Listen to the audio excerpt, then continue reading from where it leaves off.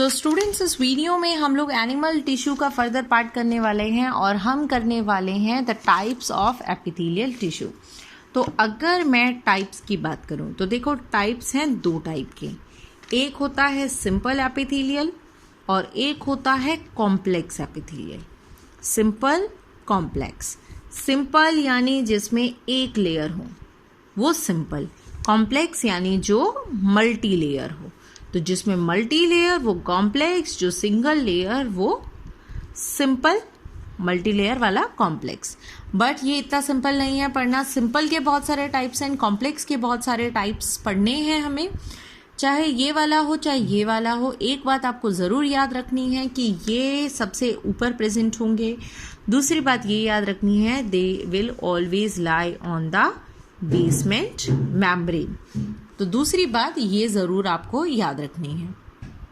तो देखो, यहाँ पर एक आपको पूरा फ्लो चार्ट नज़र आ रहा होगा। ये पूरा जो पेज का फ्लो चार्ट है ये सिर्फ सिंपल एपिथेलियल को रिप्रेजेंट कर रहा है। तो इससे इजी वे नहीं है इसको पढ़ने का, बहुत सारी चीज़ें आपको इसमें लर्न करनी है। तो चलो शुरू करते हैं one by one.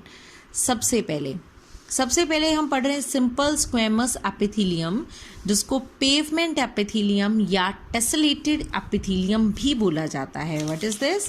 Simple squamous epithelial या पेवमेंट एपिथेलियल या टेसलेटेड एपिथेलियल। तो चलो देखते हैं इसके कैरेक्टरिस्टिक्स क्या है। Wait a minute. तो देखिए कैसा स्ट्रक्चर, तीन ही चीज़ें पढ़नी है आपको। कैसा स्ट्रक्चर है, इसका फंक्शन क्या है और इसकी लोकेशन क्या है। और इसके लिए मैं आपको सजेस्ट करूंगी एनसीईआरटी की रीडिंग मस्ट करना, क्योंकि मैक्सिमम जो टिश्यूज़ है वो एक जैसे हैं। तो एनसीईआरटी की लाइन से क्वेश्चंस आपको पूछे जाते हैं। सो सिंपल स्क्वेमस एपिथेलियम, इसको स्क्वेमस इसीलिए वर्ड दिया क्योंकि इसके सेल्स फ्लैट होते हैं और ये इस तरीके के विजिबल होते हैं। फिक्स शेप नहीं, कई शेप्स के हो सकते हैं ये। इसके सेल्स ऐसे नज़र आते हैं जैसे फ्लोर पे टाइल्स बिछी हुई हों, ठीक है। और ये जो है पॉलीगोनल शेप का है। न्यूक्लियस हमेशा इसके सेंटर में रहता है। बुक से भी मैं आपको इसका डायग्राम दिखाती हूँ। सो देखिए, this is the squamous epithelium. ये ऊपर से व्यू दिखाया गया है, ये भी आपको दिखाया टाइल जैसा दिखा है, इसीलिए इसको टेसलेटेड एपिथेलियम कहा। और ये साइड से सरफेस व्यूज का वर्टिकल सेक्शन से इसको दिखाया गया है। काम देखिए इसका क्या बताया है। इसका फंक्शन है प्रोटेक्शन, क्योंकि जहाँ डिपेंड हो, ये अलग अलग फंक्शंस है, ये डिपेंड करेगा किस जगह पर क्या काम कर रहा है। सो इसका फंक्शन प्रोटेक्शन हो सकता है, एक्सक्रीशन हो सकता है, गैसियस एक्सचेंज एंड सिक्रीशन, कोई भी फंक्शन ये परफॉर्म करता है। कहाँ कहाँ ये पाया जाता है, ये नाम आपके लिए शायद नए हो सकते हैं, तो इनको ध्यान से सुनिए। Terminal bronchioles. Now what is terminal bronchioles? Actually जो लंग्स होते हैं हमारे, उसमें आपने सुना होगा लास्ट में बैलून लाइक स्ट्रक्चर प्रेजेंट होता है, जिसको हम एल्विलाई कहते हैं। तो उन एल्विलाई से जस्ट पहले जो लास्ट पाइप होती है उन्हें कहते हैं टर्मिनल ब्रोंक्यूल। तो वो ब्रोंक्यूल में and alveoli of the lungs, तो वो जो बैलून जैसा स्ट्रक्चर है उसमें और ब्रोंक्यूल में ये प्रेजेंट होता है। क्यों? क्योंकि आपको बताया ये गैस एक्सचेंज में मदद करेगा। तो यहाँ से देखो आप याद रख सकते हो कि गैस एक्सचेंज हो रही है, तो ऑब्वियस सी बात है लंग्स में गैस एक्सचेंज हो रही है और लंग्स की एल्विलाई में गैस एक्सचेंज हो रही है, तो डेफिनेटली एल्विलाई में आपका स्क्वेमस ही प्रेजेंट होगा। Next is walls of Bowman's capsule. तो देखो ये आपके ना नेफ्रॉन के अलग अलग नाम आते रहेंगे, तो इसीलिए मैं आपको एक बार नेफ्रॉन का स्ट्रक्चर एक्सप्लेन करना चाहती हूँ। तो इस टाइम आपके सामने जो है वो है स्ट्रक्चर ऑफ नेफ्रॉन। एक बहुत सिंपल फॉर्म में मैंने इस नेफ्रॉन को कन्वर्ट करके आप लोगों को रिप्रेजेंट किया है। इससे ज़्यादा लेबलिंग आपके काम की अभी नहीं है। ये नाम मैं आपको सिर्फ इसीलिए बता रही हूँ क्योंकि जब मैं आपको एपिथेलियल बताऊंगी तो आप समझ पाएँ किस पार्ट की बात हो रही है। ये किडनी के अंदर प्रेजेंट होते हैं नेफ्रॉन, और इन्हीं का काम होता है ब्लड को फिल्टर करना और यूरिन का फॉर्मेशन करना। तो देखिए ये ब्लड यहाँ से आता है, आपकी बॉडी का ब्लड यहाँ से आता है और यहाँ पर ये पूरा नेटवर्क है कैपिलरीज का और यहाँ से फिल्टर होता है। तो ये जो नेटवर्क कैपिलरीज का, इसको ग्लोमेरुलस कहते हैं। फिल्टर होने के बाद ब्लड यहाँ से जाता है। पर ये बात अलग है कि ये पूरा इस पूरे नेफ्रॉन के अराउंड कॉइल होता है। यहाँ पर आपको उससे रिलेटेड कुछ नहीं पढ़ना, इसीलिए मैं नहीं बता रही हूँ। आपको सिंपली बताया कि जो एक बंच है कैपिलरीज का उसे ग्लोमेरुलस कहते हैं। ये जो कप शेप स्ट्रक्चर होता है उसको बोमेन्स कैप्सूल कहते हैं। उसके बाद ये आपकी कुछ कॉइल्ड ट्यूब होती है जिसको हम पीसीटी यानी प्रॉक्सिमल कॉन्वुलेटेड ट्यूब्यूल कहते हैं। ये फिर उसके बाद ये देखिए यहाँ से ये लूप जैसा स्ट्रक्चर है, जैसे एक हेयर पिन होती है उसकी लूप हो। यहाँ से कोई भी चीज़ नीचे जाएगी, राइट, ऐसे यहाँ से छन के नीचे जाएगा और यहाँ से कोई भी चीज़ ऊपर आएगी, इसीलिए यहाँ से नीचे जा रही है, इसीलिए इसको descending part of Henle's loop कहते हैं। यहाँ से ऊपर आने वाली है इसीलिए इसको ascending part of Henle's loop कहते हैं। This is the descending part of Henle's loop and this is the ascending part of Henle's loop. उसके बाद ये फिर से कॉइल्ड स्ट्रक्चर है, इसको हम डीसीटी यानी डिस्टल कॉन्वुलेटेड ट्यूब्यूल कहते हैं। और फाइनली ये है कलेक्टिंग डक्ट। फिर से फटाफट से नाम रिकॉल करेंगे, Bowman's capsule, glomerulus, proximal convoluted tubule, ये हेनलीज लूप का डिसेंडिंग पार्ट, ये असेंडिंग पार्ट। तो देखो डिसेंडिंग में भी दो पार्ट है, एक थिक एक थिन, असेंडिंग में भी दो पार्ट है, एक थिन फिर थिक, फिर DCT distal convoluted tubule and finally is the collecting duct. तो अभी देखो मैंने आपको जब ये अलग अलग स्ट्रक्चर्स बताए थे पिछली वीडियो में, कुछ स्पेशल स्ट्रक्चर्स निकले हुए होते हैं, तो वहाँ पर बताया था कि माइक्रोविलाई प्रेजेंट होगी पीसीटी में। तो ये जो पीसीटी का पार्ट है यहाँ पर, बाहर की तरफ नहीं कह रही हूँ मैं, अंदर की तरफ कह रही हूँ, अंदर की तरफ जो एपिथेलियल बने हुए होंगे ना, उन एपिथेलियम पे माइक्रोविलाई होगी। क्यों? क्योंकि जो यहाँ से फिल्टर आता है उस फिल्ट्रेट में से बहुत सारा हिस्सा वापस एब्जॉर्ब हो जाता है, तो ये एब्जॉर्प्शन के लिए एरिया को बढ़ाने का काम करती है। यहाँ पर बहुत सारी चीज़ों का एब्जॉर्प्शन होता है, इसीलिए प्रेजेंट होती है। चलिए अब वापस चलते हैं हम एपिथेलियल टिश्यू पे। So we were discussing the first epithelial tissue and that one was the simple squamous. हमने कहा फ्लैट शेप के सेल्स हैं, टाइल जैसे आ जाते हैं, इसीलिए इनको टेसिलेटेड भी कहते हैं। न्यूक्लियस इनके सेंटर में होता है, इनका काम है to protect, to excrete gaseous exchange and secretion. Lungs में एल्वेलाई में गैसियस एक्सचेंज है, इसीलिए वहाँ ये है। वॉल्स ऑफ बोमेन्स कैप्सूल, तो बोमेन्स कैप्सूल फिर से नज़र डालो, कौन सा था? ये था। तो ये जो बोमेन्स कैप्सूल है इसकी वॉल पर प्रेजेंट होते हैं स्क्वैमस एपिथेलियम, ठीक है, क्योंकि वहाँ पर जो है फिल्टर करना है ना, तो एक्सचेंज होगा, इसीलिए वहाँ प्रेजेंट होता है। Descending limb of Henle's loop, तो हेनलीज लूप का जो पार्ट नीचे जा रहा है वहाँ पर होगा। आपकी ब्लड वेसल्स में, लिम्फ वेसल्स में, हर्ट में, ठीक है, टेस्टिस में, ये जो रेटी टेस्टिस ऑफ टेस्टिस बोला है ये एक्चुअली बहुत डीप पार्ट है। मेल रिप्रोडक्टिव सिस्टम में टेस्टिस आपने पढ़ी है, उसी के इंटरनल एक पार्ट होता है जिसको रेटी टेस्टिस कहते हैं, तो आप सिंपली याद रखें ये। तो कौन कौन सी चीज़ें याद रखनी है आपको? लंग्स और नेफ्रॉन में बोमेन कैप्सूल डिसेंडिंग पार्ट, बाकी आपकी ब्लड वेसल, चाहे लिम्फेटिक वेसल हो, हर्ट हो और टेस्टिस के अंदर हो, तो वहाँ पर हर जगह पर simple squamous. Let's move to the next one. बाकी इन सब में जो इम्पॉर्टेंट है वो ये ब्लड वेसल सबसे ज़्यादा इम्पॉर्टेंट है, इसको ज़रूर याद रखना। नेक्स्ट आते हैं हम लोग, that is simple cuboidal epithelium, जैसा कि नाम क्यूबॉइडल यानी कि क्यूब जैसा, तो क्यूब जैसे सेल्स हैं, न्यूक्लियस सेंटर में है, राइट। इस टाइप के एपिथेलियल को जर्मिनल एपिथेलियम भी कहा जाता है। क्वेश्चन पूछा जा सकता है यहाँ से, क्यूबॉइडल एपिथेलियम को जर्मिनल एपिथेलियम भी कहा क्योंकि जो ओवरी और टेस्टिस में यही वो सेल्स प्रेजेंट हैं जो अपने आप को बाद में जाके ओवम में या स्पर्म में कन्वर्ट करते हैं डिविजन्स के बाद। इनमें मियोसिस वगैरह होती है, फिर इनसे ही बनते हैं स्पर्म एंड ओवम। तो इसीलिए जर्मिनल एपिथेलियम, जर्मिनल यानी जर्म सेल, जर्म सेल उन सेल्स को बोलते हैं जो आगे जाके गैमेट बनाता है, तो इसीलिए इन्हें जर्मिनल एपिथेलियम का, ठीक है। इनका काम आपका क्या हुआ? इनका काम protection, secretion, absorption, excretion and gamete formation. तो देखो कहाँ कहाँ पर है ये ज़्यादातर ग्लैंड्स में पाए जाते हैं। तो salivary and pancreatic duct, salivary gland की, पैंक्रियाज की जो डक्ट है उसमें ये पाया जा रहा है। थायराइड फॉलिकल्स यानी जो थायराइड ग्लैंड होता है नेक में, उनके अंदर जो सेल्स होते हैं फॉलिकल्स जिन्हें बोलते हैं, वहाँ ये प्रेजेंट है।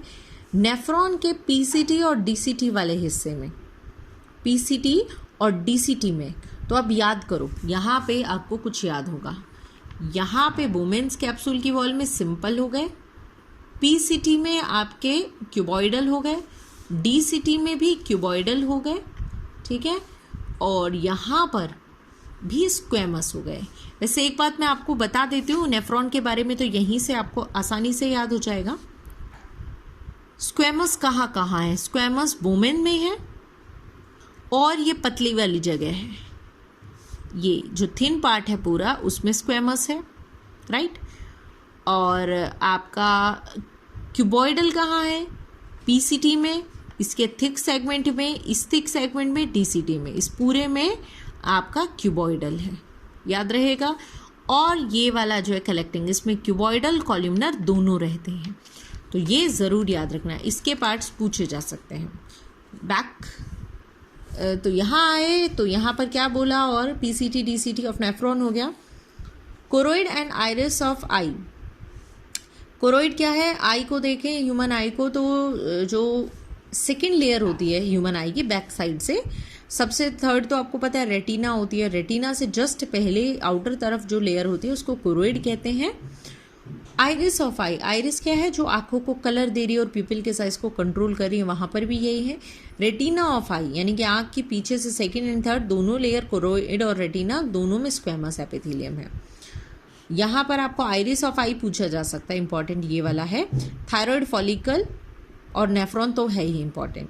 स्वेट ग्लैंड्स एंड टेस्टिस, तो ध्यान रखो अगर कोई भी ग्लैंड पूछा जाए ना ज़्यादातर तो यही होगा, और ऑब्वियस ही बात है टेस्टिस एंड ओवरी में तो होगा ही, क्योंकि ये गैमेट बनाने का काम कर रहा है। अब आप कहें कि टेस्टिस में यहाँ ये भी था और ये भी, अगर सिंपली टेस्टिस बोले तो आपको यही नाम देना है, यानी आपको स्क्वेमस का नाम देना है। नेक्स्ट पे आते हैं, next one is the simple columnar epithelium. Simple columnar epithelium की बात करते हैं, क्या चीज़ें हैं ये?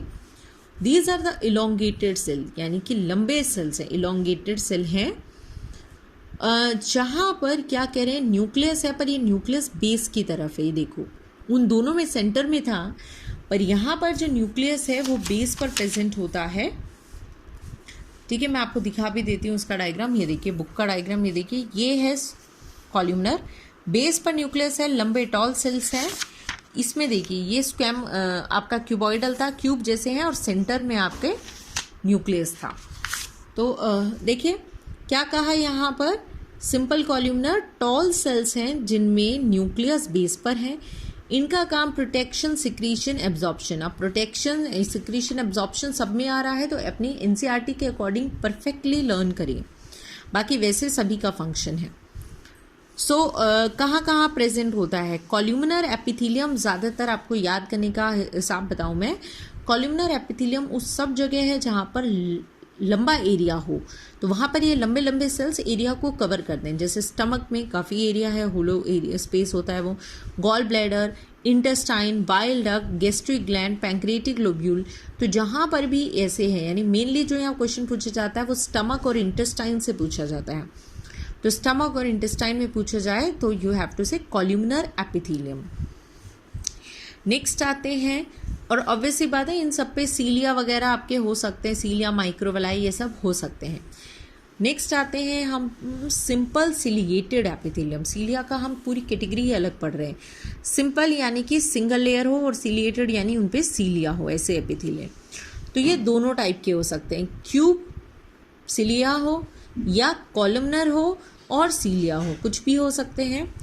इनका सिंपल है याद करना, सबसे सिंपल सिलिएटेड को याद रखना, इनका काम है कि एक डायरेक्शन में फ्लो को करना। तो ये हमारे रेस्पिरेटरी ट्रैक्ट में है ताकि डस्ट को रोक सके, फेलोपियन ट्यूब में है ताकि ओवम को एक डायरेक्शन देख सके, वास डिफरेंसेस में है मेल की, स्पर्म को डायरेक्शन दे सके, मिडल ईयर में है ताकि डस्ट को ट्रैप कर सके, ठीक है। और जहाँ पर नेफ्रॉन के अंदर है उसमें भी पाया जा सकता है। Then is the pseudo stratified epithelium. देखो सूडो स्ट्रेटिफाइड का क्या मतलब है? सूडो मतलब क्या होता है? सूडो मतलब होता है फॉल्स, फॉल्स। और स्ट्रेटिफाइड वर्ड का मतलब मैं बताऊं, स्ट्रेटिफाइड मतलब मल्टी लेयर्ड, यानी pseudo stratified, stratified multi layered, और फॉल्स मल्टी लेयर्ड, यानी वो मल्टी लेयर नहीं है बट ऐसा लग रहा है जैसे मल्टी लेयर हो, so it is pseudo stratified epithelium. तो यहाँ देखिए कुछ सेल्स हैं आपके, यहाँ पर क्या है, कुछ सेल्स हैं, कुछ स्मॉल सेल्स हैं, कुछ टॉल सेल्स हैं। वैसे देखा जाए ऊपर से देखे तो हमें ऐसा लग रहा है कि ये मल्टी लेयर है, 2 सेल ऊपर नीचे है, बट 2 सेल ऊपर नीचे कैसे हो सकते हैं? ये जो ऊपर वाला सेल है ये तो खुद बेसमेंट से जुड़ा है, तो मल्टी लेयर है नहीं, बट मल्टी लेयर जैसी अपीयरेंस दे रहा है। इनका काम भी प्रोटेक्शन एंड सिक्रीशन। ये कहाँ पाए जाते हैं? पैरोटिड सलाइवरी ग्लैंड, ये चीक्स में होते हैं आपके। यूरेथ्रा ऑफ ह्यूमन मेल, यानी जिससे यूरिन पास आउट होता है। ट्रैकिया एंड ब्रोंकाई, यानी कि आपके लंग्स के अंदर जो पाइप्स हैं।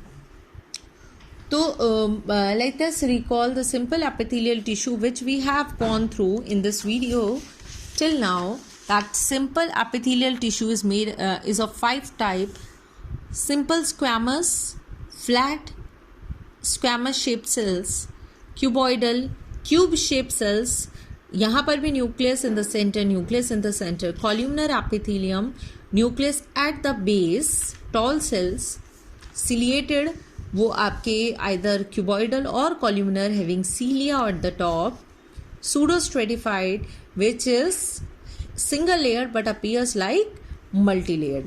मोस्ट इंपॉर्टेंट क्वेश्चंस इनमें से पूछे जाने, इसमें जो आपसे पूछा जाता है वो पूछे जाता है, एग्जाम्पल देंगे और पूछेंगे कौन सा एपिथेलियल है। याद कर लो जो इंपॉर्टेंट है। लंग्स में एल्विलाई, ब्लड वेसल, ठीक है, नेफ्रॉन तो पूरा याद रखना है। यहाँ पर स्क्वेमस में याद रखो, फॉलिकल मतलब ग्लैंड्स पूछे तो आपका स्क्वेमस रहेगा, सॉरी क्यूबॉइडल रहेगा, एंड ये आई के बारे में पूछ सकते हैं। थर्ड में कॉल्यूमनर, टॉल वाले में याद रखो जहाँ पर भी लंबा एरिया जैसे स्टमक, इंटेस्टाइन, ये सब एरिया। सीलिया जहाँ पर एक डायरेक्शन में फ्लो देना है जैसे respiratory, fallopian tube, vas deferens, middle ear. Pseudo stratified, ये इसका आपके कुछ खास इंपॉर्टेंट नहीं है, ये parotid salivary gland, urethra of human male. So ये हुआ simple squamous epithelium and now we will move to the complex या फिर कहें कॉम्प्लेक्स एपिथेलियम।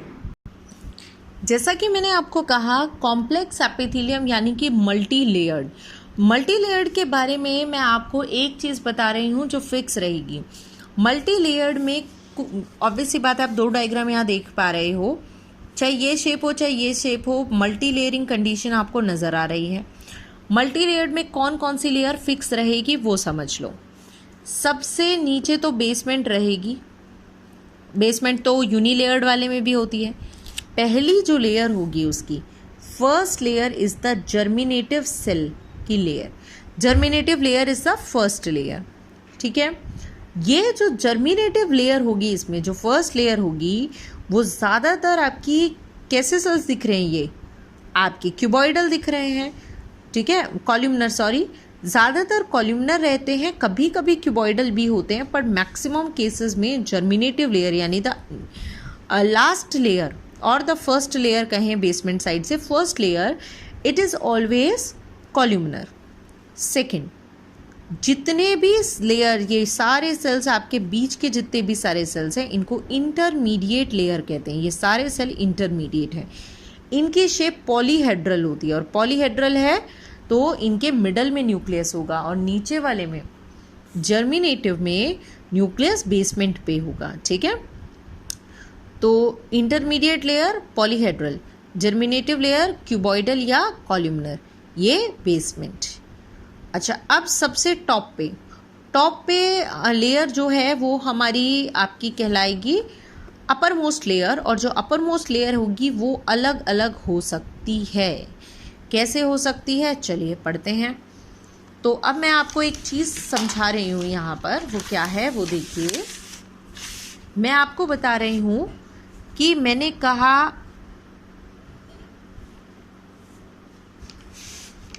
आपको कहा कि जो एपिथेलियल टिश्यू है,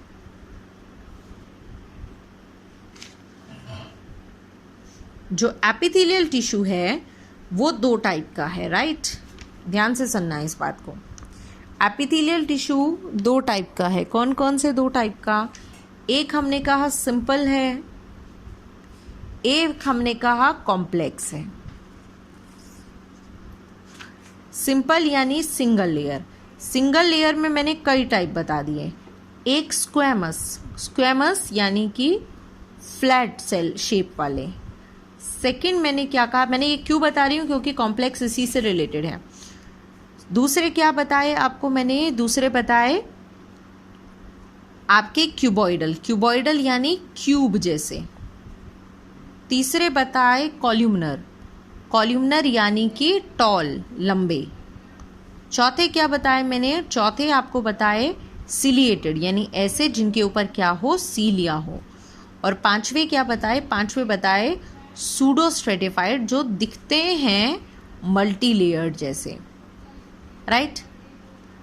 इन सब की शेप आपको क्लियर है। अब कॉम्प्लेक्स पे आ जाते हैं।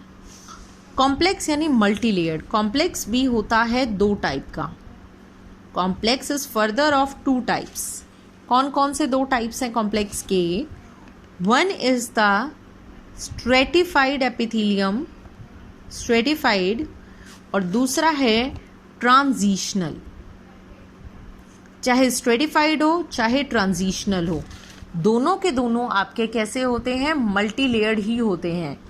दोनों के अंदर सबसे नीचे क्या मिलेगी, सबसे नीचे क्या मिलेगी, बेसमेंट। बेसमेंट, बेसमेंट के ऊपर कुछ मिलेंगे आपके ज़्यादातर टॉल सेल, इनके बेस पे न्यूक्लियाई होगा। इसको क्या बोलेंगे हम, इसको बोलेंगे जर्मिनेटिव, जर्मिनेटिव लेयर, राइट। इनके ऊपर बहुत दूर तक जो अलग अलग एंगल के ऐसे सेल्स होंगे, उनको कौन से सेल्स बोलेंगे, ऐसे ही फिल्ड होंगे, ये पूरे एरिया में ऐसे ही फिल्ड होंगे, ठीक है। इनको क्या बोलेंगे हम, इनको बोलेंगे हम इंटरमीडिएट लेयर, इंटरमीडिएट। और अब बात है ये जो ऊपर वाली सबसे लास्ट जो लेयर आ गई वो अपर मोस्ट। तो ये दो लेयर फिक्स है, इसमें हो चाहे इसमें। अब स्ट्रेटिफाइड के बारे में जानो। जो ऊपर वाली लेयर है ना, वो डिपेंड करेगी कौन सा टाइप है, उसी टाइप की अपर मोस्ट लेयर होगी।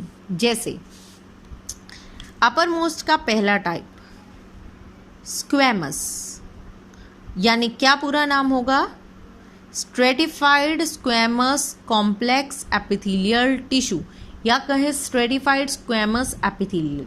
तो जैसा कहा स्ट्रेटिफाइड क्योंकि बहुत सारी लेयर है, स्क्वैमस कहा तो इसका मतलब है इसका जो टॉप लेयर होगी उसमें फ्लैट सेल होंगे। स्क्वैमस मतलब क्या होता है, फ्लैट। तो यहाँ पर कौन से सेल होंगे, फ्लैट सेल, ठीक है। Second cuboidal. क्यूबॉइडल का मतलब हुआ कि जो सबसे टॉप की लेयर हुई, यहाँ पर ये दो फिक्स हैं, जो टॉप की लेयर हुई वहाँ पर क्यूब जैसे सेल होंगे। तीसरा कॉल्यूमनर, इसका मतलब यहाँ पर टॉल सेल्स होंगे, ठीक है। चौथा सिलिएटेड। सिलिएटेड का मतलब क्या, सिलिएटेड का मतलब यहाँ पर क्या प्रेजेंट होगा, यहाँ पर प्रेजेंट होगा सीलिया, ठीक है। तो देखते हैं इन सब के बारे में। स्क्वैमस मैंने कहा फ्लैट सेल, क्यूबॉइडल क्यूब जैसे, कॉल्यूमनर टॉल, और सिलिएटेड हैविंग सीलिया।